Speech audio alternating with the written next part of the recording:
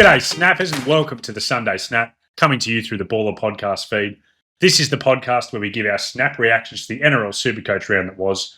My name's Jono, coach of Hungry for More, and with me to talk about all the big news out of NRL Vegas is the Sultan of Spicy Takes, the Prince of Pods, the coach of Tubes Pods, Tubes! Tubes, how are you, mate?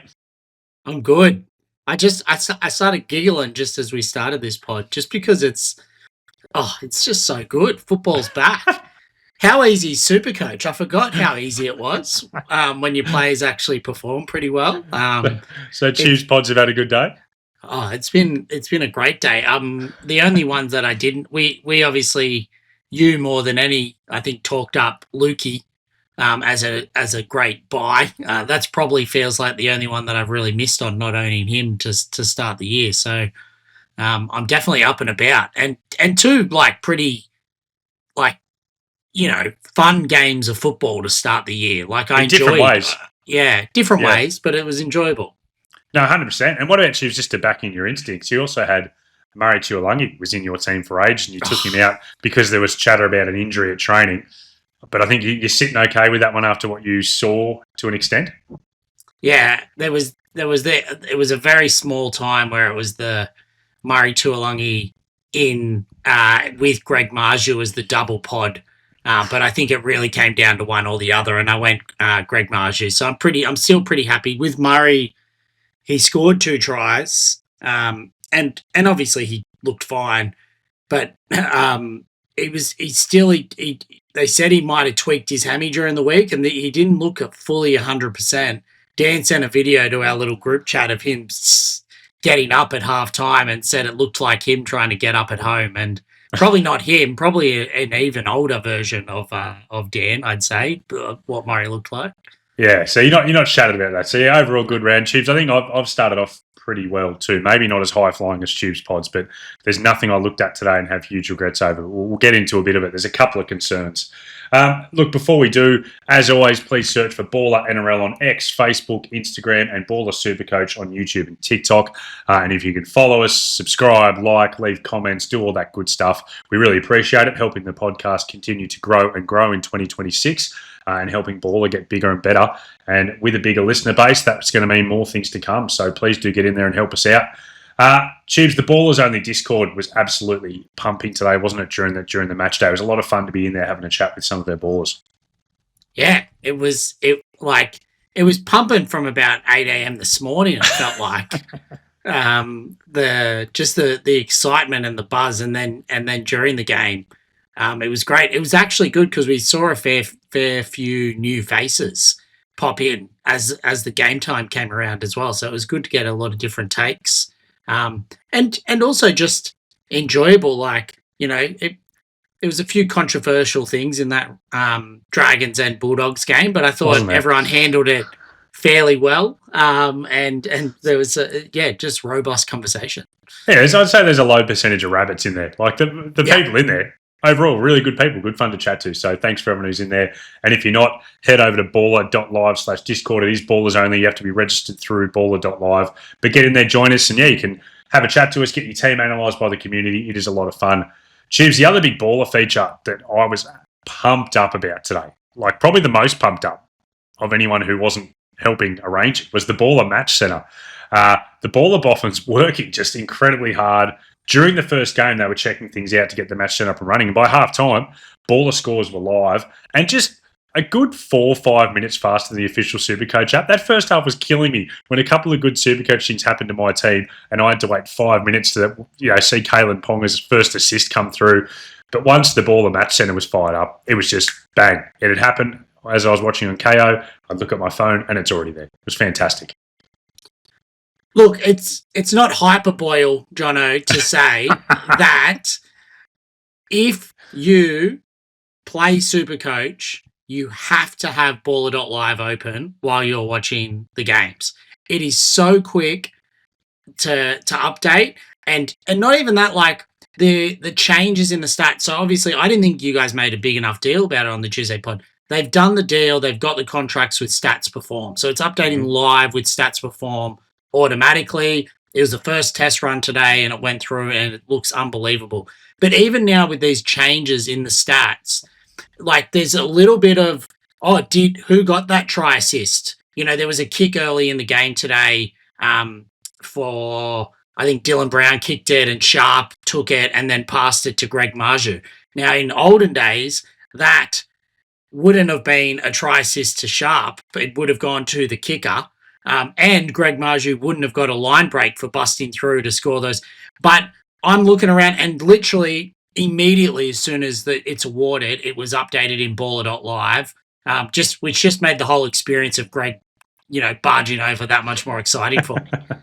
Yeah, it was amazing. And while you're speaking of the updates, Tubes, another thing they got onto that we kind of noticed with the new scoring system Stats Perform, who are doing the new stats, I really liked my day one experience of that. Tubes, you and I were pretty positive from the start about it being a good thing for SuperCoach, but they were updating at half time. Like they were updating based on the first half, double checking. Then again at full time, they did it. And then 3 hours later, a final run through came through. So this stuff is just getting updated so quickly. Tubes, you'd normally be waiting until the next day. It could be midday the next day before we get final scores. We now know the final scores for these games.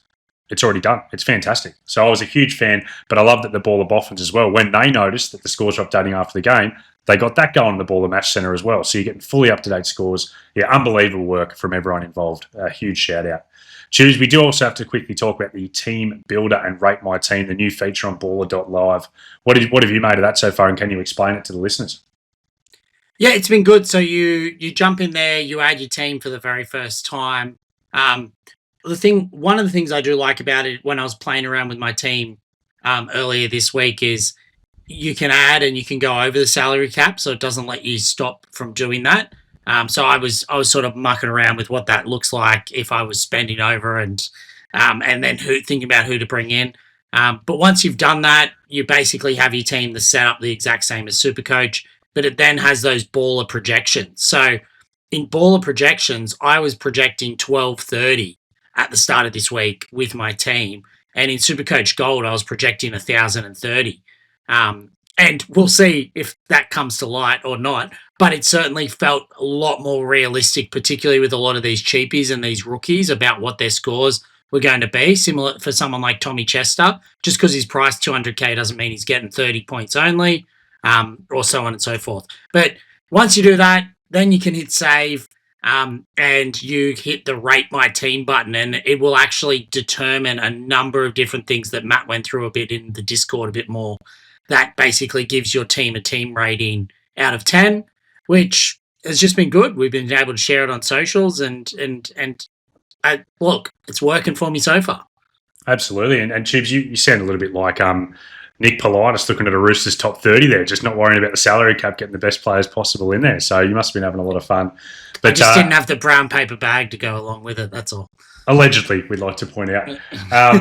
Also, while we're on that, if you post the highest rated team that you can post in the Ballers Only Discord will win a Young GI shirt. Entries can be put until Monday. And I believe it will change your team rating based on how the players performed in that Cowboys, or in the 2 games today. It might update depending on how the players performed. So get in there. Highest team rating so far is an 8.4. And choose the final bit of housekeeping, but a very important one, is the Ballr 10K League is up and running. Ballr Prize League section of Ballr.live. It is the biggest prize for any free-to-join league other than the actual SuperCoach one itself. First place, $7.5 grand. Second place gets $1 grand. And third through fifth get $500. If you're not in there, you're crazy. If your team's had a good day like Tubes', get yourself in there. If you know some friends who've had a good day and you want to give them a chance to win some money, tell them to get in there and head to Ballr.live to sign up.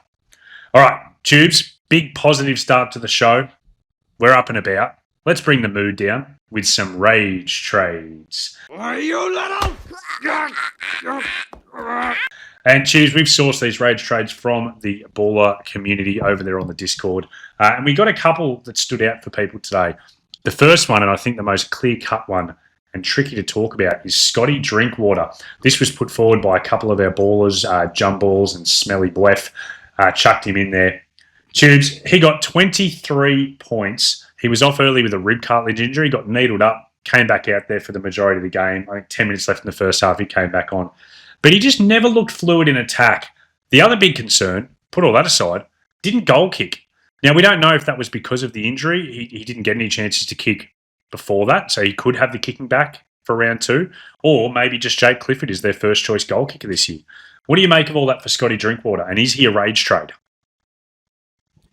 I mean, he's a perfect rage trade candidate. You don't want to be paying $790,000 for someone that scores 20 points in the first week, particularly when someone like KP at 190K less busted out a over 100 score.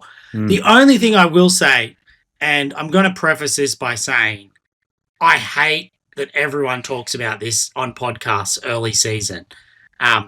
But you really do not, and so we're going to kick it off on the Sunday Snap here for 2026. You really don't want to overreact too much to the first week or the first games of football. There's a reason you picked Scott Drinkwater, and I get all the reasons that you just gave as to why you might look at trading him.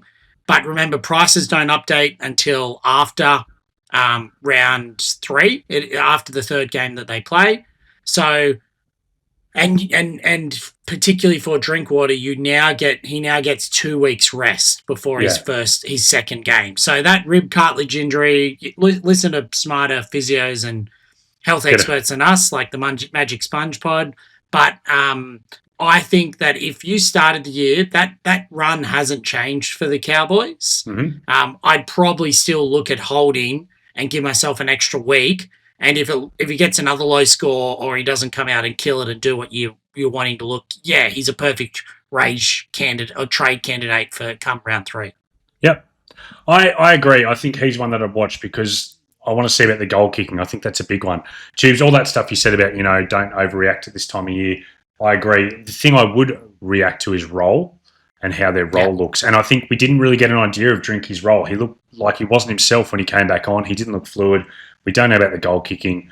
If he comes out and has another poor score in round 2, it is such an easy downgrade to almost anyone you want in Supercoach. So he's one that I would hold for 1 week because if I'm trading someone into round 2, I want it to be a role-based decision.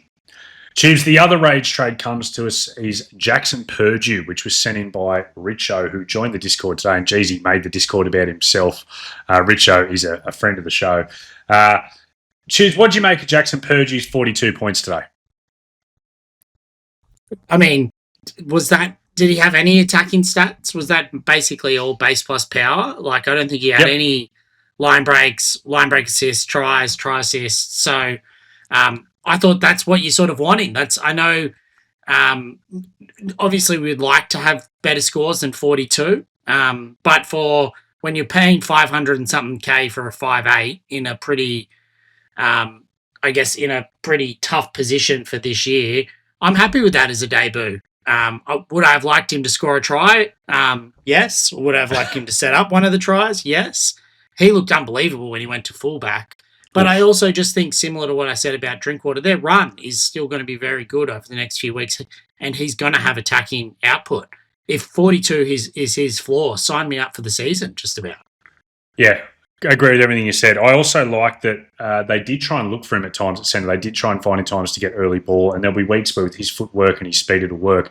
Dane Gagai was on him. Every time he touched the ball, Gagai was up in his face. It was like a personal task for him.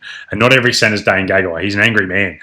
So I think give Jackson Purdue a little bit more space with that early ball, and I think he's going to be a good hold for longer to come. So we're 0 for 2 there. We think that both of those rage trade candidates for us are holds coming into round 2. Is Richo's, you say friend of the show, but you know him and I don't. Is he new to Supercoach?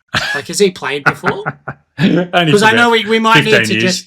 Oh, okay. I thought we might need to, just make sure we explain it to potentially some new super coaches how that works. But yeah, I'd hold Jackson Purdue. Yeah, all right. Both holds, especially with the duel, which, as we like to say, Ballr, it's handy. All right, let's go into the proper Knights versus Cowboys analysis, Tubes. And like you mentioned at the top, really fun game to watch. Maybe made funner by the fact that you and I both had the vice captaincy on Kalyn Ponga, who's busted out 118 points. What did you make of Kalyn Ponga's overall game today? Yeah, I loved it. Yeah, I mean, as an owner, if you're going to be on your high horse, this is when you want to be on it. Like, for those that were talking about the Suafolongos or the likes at 500, mid 500s Ks, where KP, the goal kicking premium fullback, was just there available at 607K. I'm feeling very good after watching him play today. I liked the you said before you might not want to overreact to week one, but you want to overreact to roles. And I really like the role he had for the Knights. He was playing both sides of the field. He was almost playing default halfback in some situations, but he was basically involved in every single set, sometimes 2 to 3 times. It was almost like Dylan Brown was taking a back seat to whatever KP wanted to do. So if he stays fully fit, I can't see why they're changing that role. And even he was even taking in general play kicks. It was just great to see. Yeah. He's playing both sides of the ruck, taking hit-ups, getting the ball and everything. I thought he was fantastic. That's one Tuesday from a Scott Drinkwater owner. I'm just taking a look at how things pan out next week because there's a big chance you're going to make that trade and open up nearly 300K. So, nearly 200K, not 300. That'd be nice. Nearly 200K. So I thought he looked fantastic. I am thinking about round one last year against the Tigers where he looked really, really similar. He was playing both sides of the ruck, getting the hands on the ball plenty, and then he got a little bit hurt and it all just fell apart. So I just want to watch a little bit more and see if I was a non-owner, but it's great to be an owner right now. Tubes, what do you reckon? Fletcher Sharpe, he came off the game, non-contact knee injury. They tried to play him on. It did not work out very well, but they did assess him as being stable. He's going to go for scans. So let's just pretend that Fletcher Sharpe is out for a couple of weeks, which is a fair chance. How do you think that impacts Kalyn Ponga? I think it's not positive for him being out, because Sharpe is just an absolute weapon, and is only good for people that are around him, particularly as a try scorer. Obviously scored the first try, which was then off a Ponga assist, which gets Ponga the try assist plus the goal. So it's not going to be better for Ponga with him not being there. But I do think that Ponga's role is still so good at the price that it's not going to affect it too much. You got to feel sorry for Fletcher Sharpe owners. 63 points in 26 minutes. That's what he was going. And he looked unreal. That's not just like SuperCoach got a couple of tries. He looked incredible. I did read, and again, there's other podcasts like The Magic Sponge, and there'll be more information that comes out. But I did read that they're hopeful now of a PCL, which might be only 2 to 3 weeks, similar to what Reece Walsh had early last year.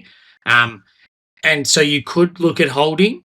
The only to speculate, I guess, was it did feel like it took Walsh a good 5, 6, maybe even 10 weeks to get back to being fully fit from a PCL, because I think you saw that he was in a lot of pain today. They tested him. They sort of said the structure was fine. He tried to play on, but it was just so much pain. I suppose that would be the risk in holding 2 to 3 weeks as he comes back and gets a knock and he's doing something like that again. Yeah, and Tubes, you mentioned feeling sorry for those owners. On top of that, he's 4.2%. He was a massive pod for people who took him on. So I do really feel sorry for them in game one, especially those who had both Sharpe and Drinky in that opening half. What a disaster start to the season for those people. There's a few of those in the Discord. Felt sorry for them. Yeah, they made a little group for themselves. Let's get on to one of the most owned players in SuperCoach, Trey Mooney, who came out there, played 50 minutes. He has had 94 points with a try off a kick. He was given a line break. You mentioned that change in interpretation there for Greg Marzhew. Same thing applied to Trey Mooney. But Tubes, in his 50 minutes, 66 in base plus power, a couple of offloads. He just looks like an absolute force. Yeah, looked great. Knights weren't worried about his play the ball speed. They were just worried about his meter eating potential. And I thought he looked great. He's massive. He's a massive human being, isn't he? He just. Good boy. I can see that he could. I know Jacob Saifidi had a good game, but he's basically has to be the alpha of that pack, to keep them going and keep them rolling. He's aggressive. I really liked what I saw. Tubes, let's throw to you for this player, because speaking of pods, this guy in 3.8% of teams, and one of those is the Tubes pods. Dylan Lucas and his 74 points. Tell us about Dylan Lucas. 74 points. He played 80 minutes on the left edge. No attack. No attack. 0 attack. So 74 base plus power. What did he make? He made 44 tackles or 45 tackles. And he just looked back to his best that we saw last year. He runs such a good line. He's going to be running off Kalyn Ponga. I actually think, funnily enough, Fletcher Sharpe being out is probably still not good for him. But again, I don't think it's bad for him. Like, he'll still be running those lines off Sandon Smith, Kalyn Ponga. What a start to the year. I know he was a premium to pay for, but 74 in base plus power when we know he's got such attacking upside. He's putting his hand up to be the number one second row forward for the year. I think he'll play for New South Wales this year. Like, he's that good a player. I think he's a huge chance playing for New South Wales. Now, that's not SuperCoach relevant. Well, it kind of is over the buys, but what a freak. Tubes, next guy on the list, another Tubes pod, this time at 1.5% ownership. You mentioned him at the top of the show. Is that what he is? Greg Marzhew, 1.5% owned. You had him in the Tubes pods. How'd you find his general performance? Yeah, I mean, it was good. I probably would have expected a little bit more base plus power from him, to be honest. Not that disappointed, don't get me wrong. But a try with a line break and a 73, probably only disappointed then by matching him up to Kiraz in the later game and, you know, how unbelievable he looked as well. But no, looked good. I was very tempted into him. Matt sent around a video of him doing a backflip, just looking fit, long hair. But look, he didn't make any really bad defensive reads today. His ball carrying was strong. And I genuinely thought that he basically got maybe 2 chances of attacking opportunities. He scored 1 try and then got a great sweeping tackle from Tom Dearden on the other one. So did everything that you could ask for. And just standard 14 points in tackle busts. So and he didn't have as many runs as normal either, Greg. So that's a really strong start for him. Chiefs Dylan Brown, who was so well discussed in the preseason, ended up in only 4.3% of teams due to him not getting the duel. He's halfback only. I thought he was fine. 46 points, no tries or assists. Again, similar to what we said about Jackson Purdue at that price tag. If you own Dylan Brown, you're not disappointed after a 46 in pretty much all base, no major attacking stats. So that's fine. Jermaine McEwen, 43 points, 68 minutes. So for those who took a flyer on him, you may be looking to swap him out at some point soon to Helam Lukey. Tubes, would you even do it as soon as next game? We will get to Helam Lukey in another segment, but would you look to trade Jermaine McEwen to another mid-ranger? I don't think so. I liked what I saw from McEwen. I know 68 minutes. I'd give him another week. I thought he looked like pretty good from a football perspective. And I think he'll be an okay cow, over, as long as that role stays pretty similar. So I certainly wouldn't be jumping to trade him. And I don't like the idea of going mid to mid in week 2, unless you've really gotten one wrong. In here, he's played 68 minutes, he scored 43, and I thought he looked good football terms. Gone for me. I'd get rid of him if I owned. I need him playing 80, especially if I don't own Helam Lukey. But maybe next week he comes out and gets 80 and I'm wrong. Let's get on to the Cowboys, and you'll note one Cowboy specifically missing. We will get to him. But Tommy Chester, who is 55% owned, he came out, Tubes, had 61 points, pretty much all in base plus power, no major attacking stats. He actually blew an opportunity for what should have been either an easy try or assist to your man, Greg Marzhew. He basically threw it into the breadbasket, and Greg Marzhew just dropped it cold, should have had an intercept, but he should have done it and gone there. I thought his willingness was really good. His execution at times wasn't as strong as what you'd like. Do you have worries now about Zachy Labert coming back in a couple of weeks and robbing us of a potential cash cow? I thought he was one of their better players in terms of rucking it out and doing things well. Yeah. I didn't think Braden Burns looked that great. And I still think that there's that potential role where Chester goes onto a wing rather than potentially a centre. I think he was earmarked often as a fullback. So I think you put it up, he was a chance to go to fullback, but I mean, Jackson Purdue's so unbelievable. You wouldn't put Chester ahead of him.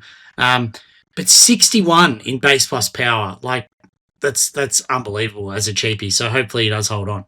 Yeah. Reid Marnie, who became really so well talked about in the Supercoach community everywhere once it was confirmed he was going to play 80 minutes by Toddy Payton the day before the game. Ended up in 40% of teams. Look, 51 points. He played out the full 80 minutes, so that's not a bad start if you picked him up at 418k. I thought he had a really poor NRL game with his decision-making near the line. I thought he actually killed their backline a fair bit, and I'm a Reid Marnie fan. But from a Supercoach perspective, you can't knock back 51 points in 80 minutes, Tubes, at that price. I mean, I'm happy to knock it back just to not own Reid Marnie. Like, I thought he... What about when he just kicked it dead today? Like, he just made such poor decisions. It's funny because the commentators were talking about, the Cowboys look clunky in the red zone, in the 20. And the only thing that had changed was Reid. I just thought he kept making the wrong decisions. It was Reid football, which maybe is good for Supercoach, but he was trying. Like, I think he threw a face ball and hit the front rower on the last tackle at one point after he'd hit them 3 times in a row just before that, rather than going out the back to Dearden. So, yes, are you happy if you brought him in a little bit because he played 80 minutes, he got 51? Not to put too much of a dampener on you, but, geez, they might need to think about getting some spark in and around the ruck if they're going to be scoring points this year. A little bit of Sonny Luke spark, you reckon? Little Sparky 2.0. Yeah. All right. Well, speaking of a spark, this isn't just a spark. This is an explosion because it's time for Ready to Explode. Tubes, our favourite segment this year, just like with our Rage Trades, being sourced from the Ballr community through the Discord. And we've got a few options. The first one is Helam Lukey, who we have mentioned. This one comes in from Tom. Helam Lukey was just unbelievable today. He scored a try with his first one-on-one opportunity, albeit against an injured Sharpe, but, that's kind of the job of a back rower, and he did it. 68 points in base plus power, and very importantly, Tubes, he played out the full 80 minutes in this game. Is he ready to explode, Helam Lukey? He's definitely ready to explode. Geez, he looked fit, like big and strong, and just looked great. I know his try was he ran over an injured Sharpe, but as a non-owner, every time they were down in that 20, I was just like praying they went left just because I thought he was their best attacking opportunity on that right-hand edge. He looked great, as you said, 63 base plus power. And I do think it's worth thinking and reacting to the fact that he played 80 minutes. And Sam McIntyre only played 69 minutes. And I know Kai O'Donnell came on for Drinkwater, and so therefore played probably some bigger minutes. So that doesn't mean that Lukey's playing 80 minutes each and every week. But out of the two, he's their bigger minute second row forward. He could be straight into must-have territory. And honestly, you'd be saying this if he didn't score the try as well. So he's one that I'll be definitely looking at for round 2, just because you only get a certain number of trades each week and you want to have as many as you can have in round 3 for ones that, that could pop up around then as well. Yeah, agree. I'm going to be seeing if I have anyone who underperforms or has any kind of injuries or anything or a role that I don't expect. Helam Lukey's going to be the first one I try and get into my team. Tubes, no podcast spent more time on Ryan Couchman, a.k.a. Rouchy, than the Ballr podcast in the pre-season. This comes in from TS in the Discord. Rouchy, 235k, only 6.5% owned. He made 51 tackles in 59 minutes for a score of 70 points. Unbelievable at that price. What do you think, Tubes? Is Rouchy ready to explode? The man made 51 tackles in 59 minutes. Like, the Dan You Up New South Wales stats that he sent through to you 12 months ago really showed themselves today. I think he is ready to explode. I think 60 minutes or 59 minutes is inflated because of the injuries that they did have. He also got 5 in extra time too. Yeah, and so what basically happened there? It was Sully went off, I believe. So yep, HIA. So then they brought on Marzhew Feeney. Gotcha. Thanks for covering me there. Marzhew Feeney. And then what happened was Setu 2 got cramps, so they took Setu 2 off and left Finai on. And I think all that happened meant Blake Laurie was the man that missed out in the middle. Now, in saying that, Blake Laurie is not a big minute forward. So we saw Sele play 35, Josh Kerr play 25, and Emre Gula play 46. So now I guess I'm just outlining all of that to say Couchman played 59 minutes. We don't expect that every week. But based on the way that rotation shook out, when Little comes back as well, and so they'll still only have that, they'll have a hooker then on the bench, and obviously things can happen with Cookie. But I feel pretty safe thinking Couchman's going to be getting 40 minutes each and every week. And at that PPM, he'll be making 45 tackles if he plays 40 minutes every week. Yeah, I agree with everything. I did end up bringing him in, which I'm feeling pretty happy about. It was only actually, though, so I could fund KP. I wasn't 100% convinced Couch was a great purchase, but I'm feeling pretty good about it now. I think 40 minutes is fair, Tubes. I also think the fact that he is a guy who clearly can go big minutes whenever he needs to. When they do have injuries in and around, he's a guy who you're very comfortable getting bigger minutes. I'll also, Tubes, I'm going to chuck a little theory at you. I reckon Blake Laurie's not a guarantee to even get on the field when they're at full strength. That was at like the 55-minute mark, I think, that Sully came off. Yeah. And they made that change. There's a chance that, like, Flano is one of these coaches who, with this new substitution rules, is just going to... He knows he has all these big-minute guys like the Couchman brothers, Hamish Stewart as well, 2 guys in the back row who can go 80 minutes in Cyril and Luciano Leilua. I think there's a chance that just Laurie's like we won't use him if we don't need to, and save a Max Fianai or a Lycan King Tongia as a bit of a spark in the back end. And if that's the case, 45 minutes could become Couchman's norm easily, 45 to 50. So, no, I think he's a fantastic pickup, and based off what we saw today, I think he's another one that if you have an underperforming guy at any price, you can downgrade to Rouchy, make a bucket load of cash, and lock him into your team for the cash he'll make too. What about that? I agree, but I just wanted to. What about when, and it ended up being a high tackle from Tauchi, but what about the celebration when Rouchy and Tauchi absolutely gave it to Tupanua off the kickoff and had him drop it, and then they challenged, and it turned out it was a head high. But just the picture of those two brothers celebrating together was just unbelievable. Like, it makes I never want to be a Dragons fan, but it makes me for the first time jealous of Dragons fans to have these two guys coming through. They're more they're just unbelievable. Like, I just think, and what are they, like 22, 23, like just so good. Yeah, could be club co-captains, the both of them. And what about Rouchy as well? And then we will move on to other players. They do exist. But what about the strip that Rouchy got called for? That wasn't a strip. Very harsh, poor Rouch. Yeah, very. And so what's that? He's probably lost a few points for that as well. Like, yeah, he did.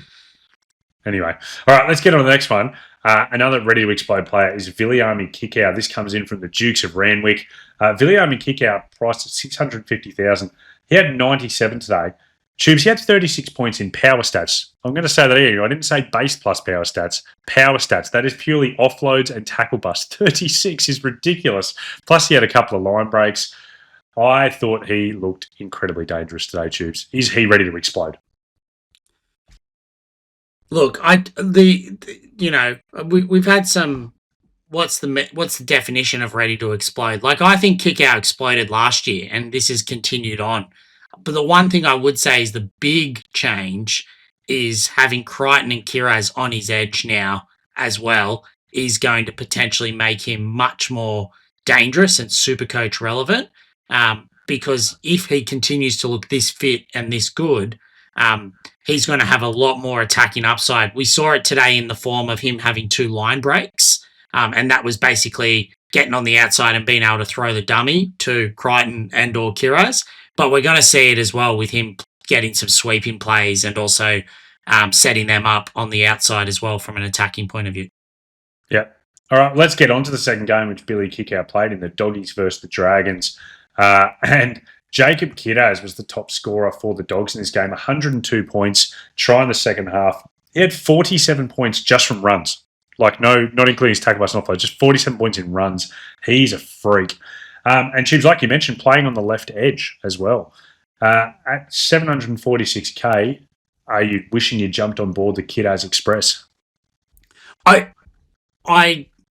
I sort of am. It's a real hard one because I'm happy with my decision that I didn't in a way. So I really liked Stephen Crichton, and I would rather own Kiraz than Crichton now. But you just couldn't own both with them having the bye in round 2. But And they're Kiraz, 150k different. yeah, exactly. So yeah, I know, but like as in of the two right now, I'd rather have Kiraz in my side than Stephen Crichton. But I guess all I'm saying is he really just cemented himself, and that was the play. Him going on the left, he's got the, if not the best, the second best behind Herbie's base plus power stats the last couple of seasons. And now he's on that left-hand edge. It, in theory, should be a lot more dominant and should get a lot more attacking upside.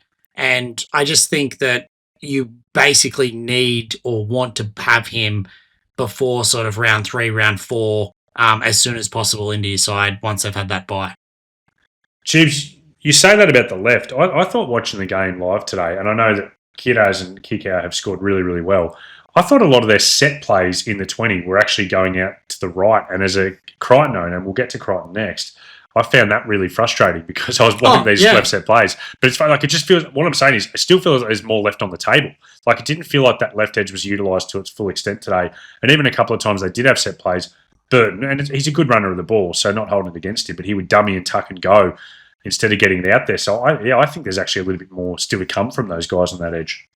I agree. And it's hard to fully diagnose from one game. But it did feel like Galvin was going to be the dominant halfback. And even when they were coming left, often Galvin was sweeping from the right to the left. And then Burton was getting the ball in that second phase. The second receiver role. So it did mean that he had the choice to sort of run or pass. Yeah. And so there, as you say, there's a bit left on the table there with them not getting as many opportunities. But then you just saw when they did, Crichton basically with a little bit of space off a scrum can create what he can create and put Kiraz over. Like they don't need that many opportunities, but as the season goes on, they should get more on the left. Yeah. Well, Tubes, Crichton, like you said, put over Kiddos for a try after beating Val 1-on-1. He had the big final field goal. He had 39 in base plus power, so it's not Kiddos and Herbie levels, but it's not terrible. It still felt a little bit empty to me for his 70 points today. I don't know why. 3 goals, try assist. I'm a little bit worried he's going to miss some time for a high shot. I thought he was lucky to survive a sin bin, so we'll see what comes out. People, when they listen to this, hopefully tomorrow morning, will know the answer to that. But with the Dogs having a bye in round 2, if he misses a couple of weeks on top of that, it's going to feel a bit weird having him just sitting around in my SuperCoach team. Yeah, for sure. Especially when we've talked about someone like Kiraz being available. I know it's 160k, but there's money to save elsewhere. Look, I'm happy. I felt lucky in a way to get away with a 70 point today, spending 600k on Crichton, and that's not really how you want to be feeling. No. But in saying that, he didn't have that many opportunities. He took from the ones that he did get. And then he did have the goal kicking, and he's clearly, he has those field goals in him because he is, the person that steps up and does things when they need it to happen. So, look, we'll see what happens at the judiciary. He is a club captain. He knows Nathan and Ivan Cleary, so there's got to be something in that. Tubes, you wanted to talk about Bailey Hayward and his score of 51 today. I just thought... when you think about roles for hookers, I'm not racing to bring in Bailey Hayward as a hooking option, but at the price, what is he, 340k, something like that? Yeah, 343. Yeah, 343. So he played the full 92 minutes, and so we just weren't sure what it was going to look like with Jamin Salmon starting lock, Kurt Mann coming off the bench. What's it going to look like for Hayward from a minute? And obviously Turpin was in the 19-man squad as well, but the fact he played 92 minutes first up, he had 51 points in basically all base. That feels pretty good to me from a safety point of view if you are looking for that cheaper hooker as a role. And if something pops up before round 3, but remember you get that extra because they got the bye, you actually get his first price rise won't be till the end of round 4. So it's almost an old little black book for previous Snap listeners. Yeah, 55 tackles, 51 points. Fine. And I'd say, like, again, you're happy if you went with him, you're happy with that for the first week. And 13% of people went with him. So good luck to him. Jacob Preston Tubes, 97, try off Lockie Galvin. They look like they're striking up a really nice combination. Galvin was going short to him a bit. He also made a lot of tackles, which Preston does, 46 of them. Again, like, when there's so many other good backer options, I couldn't have possibly looked at Preston, but well done to the 10% who got him. Let's get on to the Dragons, who have a lot of relevant Supercoach players. The first one, who maybe wasn't well discussed as a hooking option at 526k, 2.2% ownership. Damien Cook had 104 points, try assist off a kick, played the 90, just an absolute tackling machine. He topped the tackle count for any player in the game. And Tubes, I believe your dad, who we haven't really given much of a run to on the Ballr podcast this year, but we call him the Podfather. He took a plunge on Cookie. Yeah, the Podfather is known in the Supercoach industry for his fast starts. And so when he picks a pod, you do need to listen. I think, and obviously I'm quite young and youthful, but he must be one of the highest ranking Supercoaches out there for those that are in their mid to late 60s. So I think he finished 73rd a couple of years ago, and then he finished top 500 again last year. But so he's taken a flyer on Cookie. I tried to talk him out of it. You know, everyone listening to this going, "Oh, Little's going to be back in round 2 or in 2 weeks' time." But he just loves the concept of the fast start. Get out to a fast start, get the points in early, and who knows what'll happen. And I thought Cookie did look very good. Little is a good player. He obviously could play through the middle, and we'll see. But if Little does take a little bit of time coming back from injury, or he does get injured again, like, Cookie's proved that he can go the full 80 if he needs to. Tubes, Little's a good one to mention because we spoke about Rouchy. We're going to speak about a few of these other Dragons forwards in a moment. How does Little affect the rotation? Do you foresee a world where he just comes on and him and Cookie split time, which they did a lot last year? They also, a lot last year, Cookie ended up playing through the middle and Little will play hooker. Could you see the Little thing having an impact not just on Cookie, but on these forwards like Rouchy, Tauchi, Hamish Stewart, Luciano Leilua? Could there be a bigger Supercoach impact when Little comes in? I think there could. It's honestly going to be hard to say. The one thing is, and we talked about Rouchy and Tauchi, and then there's Hamish Stewart. These young forwards are going to look very good early on in the year, but they will get busted up as the season goes on. Like, as in, it's very, I haven't done it myself, but I can imagine it's very hard to play in the middle at NRL level. And playing big minutes is something that I do think might take a bit of time to get sort of seasoned into. So I do think that it's possible Cookie plays through the middle. Someone like Stewart might not get as many minutes each week. And then we might see someone like Ryan Couchman. We might see Toby Couchman. They might rotate exactly what happens with those middle minutes. Do I expect Cookie to play 80? No. But I would be shocked if he didn't split minutes with Little and then get at least 10 to 15 at some point through the middle as well as an attacking option. Okay, so it's a bit of a watch this space. Well, Toby Couchman, 81 points. He played 68 minutes. Still would have had 58 minutes without that golden point. So that's about probably what we would have expected out of Tauchi. All base plus power. He's just like his brother Ryan. They're just PPM, points per minute machines. He was put on report for a high shot, so we'll see how that pans out for him. But I think for those who brought in Tauchi, you're really happy with that from a first up start. And for those who didn't bring him in, one to watch. Choose Val Holmes, I thought was not at his best today. He didn't look as up and about as normal. He had a much-needed try assist for that Setu 2 try. He didn't kick a goal at the end. Kyle took a goal attempt due to he was limping around a bit, Val. We also know he's had a bit of a hammy issue over the off-season. 734k, I would be very nervous if I was one of the 6.5% who started with Val. Very nervous. His ownership levels dropped, it felt like, once that hamstring injury came out. And it seemed like for good reason. Like, he definitely didn't seem 100% or as explosive as he could today. Now, granted, he was coming up against probably the best defensive centre, or certainly in the top couple defensive centres in Stephen Crichton. So I wouldn't, again, similar to Drinkwater, I wouldn't overreact and be looking to trade him. But yeah, I mean, you need to see a bit more from him in round 2 to warrant his price tag.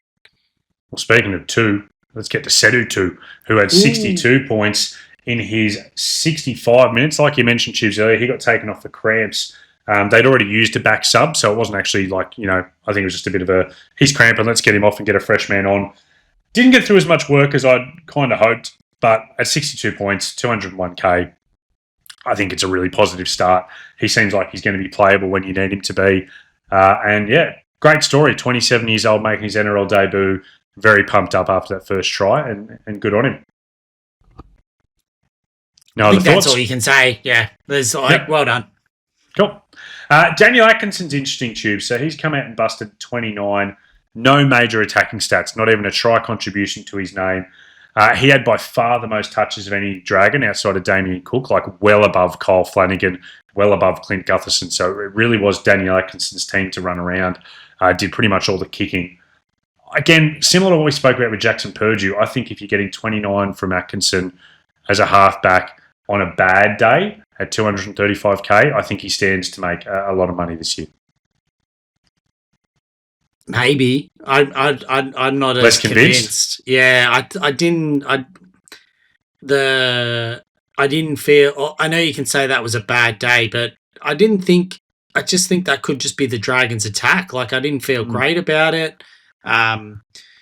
If he got SuperCoach points for putting up boring kicks from their 40 to the opposition 20, he'd be absolutely flying. But I didn't start with him, and it's hard to say because I've started with Sanders, so you don't want to, think you've picked the right one until Sanders comes out and plays. But certainly there's nothing there that I feel scared about in terms of not owning Atkinson as that slow burning half that we thought he might be. No, I think that's fair. I do own Atkinson, and I now wish I'd started Sanders. I guess so. Your point is very fair. And the last couple of Dragons, Hamish Stewart, he got a 57. He's actually ended up coming off the bench, and Harm Sele started for him, but he came on after 20 minutes and just played out the rest of the game. So if you can get 60 minutes out of Hamish Stewart every week, we got more than that this week with the Golden Point, but if you're getting 60 on the regular, he's going to be a really good pickup at 402k. And then the Luciano Leilua Tubes, he came off after 65 minutes. So he was another well talked about one. We said we wanted to see him play an 80, and he didn't get the 80, but 51's not a bad score. Did you have any thoughts on Hamish Stewart and Luciano Tubes? No, I thought Hamish looked good. From a football perspective, I expect him to be getting 50 plus minutes, and he could be an option that you want to bring in. Certainly either to make money or to cover something like a buy period or something along those lines, because I think he'll be dependable when he gets the big minutes. But you're not racing to get him. I would say for Luciano, I wouldn't say that, again, that's a tough one, like, as in I don't own him. Like I said earlier, I don't like these mid-range flipping in early doors, but geez, if you owned Luciano and you didn't have any other viable options, then Luciano to Lukey feels like a pretty easy trade at some point in the next couple of weeks. Yeah, like small sample size, but we saw 4 of these guys run around today. In order, you'd have to walk away thinking, the best is obviously Hill and Lukey. Second best was Hamish Stewart, I think, with his role of minutes and his PPM. And then third's a coin flip between Luch and Jermaine McEwen. So, yeah, I think it's pretty clear after one game what the order is. All right, Chiefs, let's get into a Q&A, and these were sent in by some ballers into our podcast question section of the Discord. Just a few little ones, Chiefs, to go through, some serious, some lighthearted. One from Husey, how to read Toby Couchman's inflated 80 when I can press the trade button to fit Ponga in. So I guess the point he's trying to make here, Tubes, is Ponga a must-have, and would you move on a player like Tauchi to get Ponga in? It's just so good. Like, doesn't he own like 26? Don't you own 26 other super coaches you can trade to get Kalyn Ponga in? Like, I think Toby Couchman just scored you 80 in base plus power in his first outing. Husey, I don't know what you exactly were looking for, but if it was more than that, I'm sorry to disappoint you. That's Toby Couchman's way. 80 would not be trading him to Kalyn Ponga at this stage. Someone will pop up to trade to Kalyn Ponga. Could be an injury. Could be an injury. Could be anything. I do think that KP will become a must before round 3 for non-owners. But, yeah, wouldn't be doing a Toby Couchman to him as a straight swap, that's for sure. No, good man, Hughesy. Love his work in the Discord, but I'm with you on that one. Cheers. The next one comes from a Ballr BBL contributor, The Myth.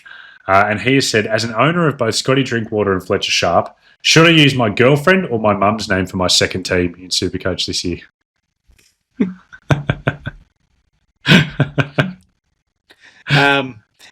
I think either or, but yeah, maybe your mum. I think that's probably, more maybe chances. Have 3 teams. Do both. Yeah. Give yourself 4 chances. That's good, Myth. Uncle Rod, who, Tubes, you spoke about your dad being one of the best elder citizens of Supercoach. Uncle Rod is the man. He has asked, Kiraz, time to loop.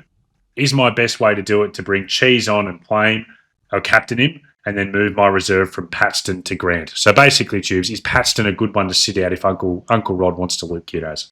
Yes, I think so, for sure. Without seeing his team, the nice part about the loop, I think, for those that had the VC on Kiraz or Ponga, is that you just it makes that final sit v start decision easy from my perspective. So you might have been choosing between a Patson and a Paseka, or a Patson Paseka or Colquhoun, or whatever it might have been from that perspective. And I think that you should look at looping, particularly for week 1, and definitely look at sitting one of those. So you do think 102 is enough to loop for Kiraz? I think for this week it is. I think it is because of the 17 or 17s or 18s squads aren't as strong as what they're going to be. So if and obviously it'll depend on, we'll throw out the line to start the year. It'll be team dependent, and it'll be dependent on what your auto emergencies are going to be. As it stands for me right now, I don't have any low scores that I'm particularly worried about to cop as an auto emergency. And then, but I think that getting 100 and locking that in for round 1 is pretty good. Chibs, our last question comes from JT. JT had Sharpe and Drinkwater in today's games. Bad luck, JT. That sucks. He is asking, Pezzett is my 582. If Sharpe is going to miss a couple of weeks, do I need to look at moving him on, or should he hold Sharpe and play Pezzett over that period? That's a tricky one, Choose. What would you do there? We need more info on a couple of weeks means he's back for round 2. Let's say he's missing 2 games and you're in that position of being a Sharpe owner. And Pezzett is number 2. I'd probably, with the information you've given me, if he was out for 2 weeks and it was confirmed 2 rounds and 3 weeks and it was a confirmed PCL injury, I'd probably trade him at $700 and whatever $1,000 he is. More not just because I'm worried about the 2 weeks, but I'm worried about how that's going to impact him when he actually does come back, and what that looks like. So, but yeah, it's a tough decision, and there'll be more information to come. If there's any speculation that he could be back for round 3, then I'd be looking at holding him, I think.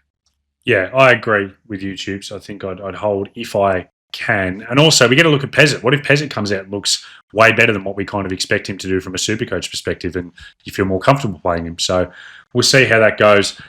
Tubes, that pretty much brings us out to a close. That is a very deep dive on our 2 trial games from the Supercoach perspective for this week, and I hope people enjoyed it. And hopefully, it gives them some things to mull over when coming to their team selections for this week. Speaking of team selections for this week, Tubes, you and I will be back on Tuesday with Maddie. We are going to be going through all the remaining round 1 Teamless Tuesday games. And as always, get in there in the socials. We say it every time. We do really appreciate the people who take time out of their day to like, comment, subscribe, follow. It's massive. Get over to baller.live and check out the Match Centre if you haven't. Get over there and do your Rate My Team and the Team Picker, and come and join us for a chat in the baller.live/Discord for the Ballers only. Tubes, anything else you want to talk about tonight before we go? just talking about the socials, how good does the new Ballr logo look? Oh, Like it's now come onto the socials. It's on the Discord. The new Ballr B is looking unbelievable, and sneaky could be time for an autumn sneaky merch drop. This jumper's getting a little bit worn. Different logo. See how it goes. we wouldn't say no. We're always open to freebies on the Sunday Snap. We would not say no. All right, Tubes, bring us home. You beauty.